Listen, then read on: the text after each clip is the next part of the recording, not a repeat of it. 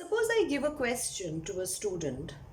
I give a number of triangles and I tell the student, classify the following triangles as equilateral, scalene, right, isosceles, acute, obtuse. I have used 6 words in geometry. Now think of a student who doesn't know the meaning of these words. What would that student do? The student is only going to guess, and the student is only going to try, maybe hit and trial, get 1 out of 6 correct. This particular video is about language and mathematics. Just how important it is for students to have a good grasp over English in order to understand mathematics. And that gave me the idea that why not integrate maths with English in order to help students get a good grasp of mathematics. I discovered that most of the students who are not good in maths are good in English. So I thought if we bring them together, we've got a winner. We've got a class where all the students would be drawn towards mathematics.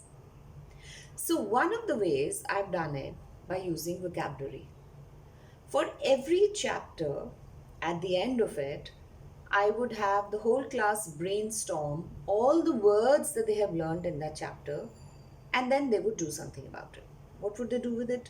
They would either build a crossword, or they would play a word game, or I would have a mental math class, or they would do a peer quiz. But the objective was everybody should know the meanings of the words. The other thing I did was for conceptual clarity.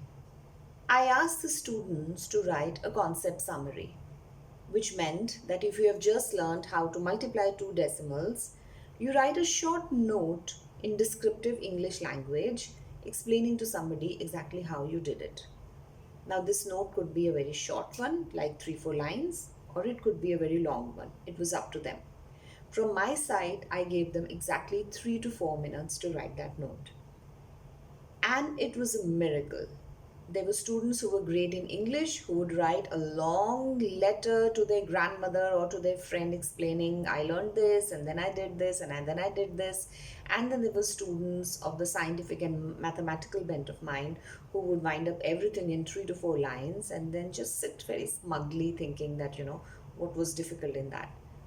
But end of the day, I found that the entire class was more confident about mathematics because they knew the words and they knew the concept expressed in their own way, not in the way that I wanted them to do. Integrate language in mathematics and see the fear of maths gone.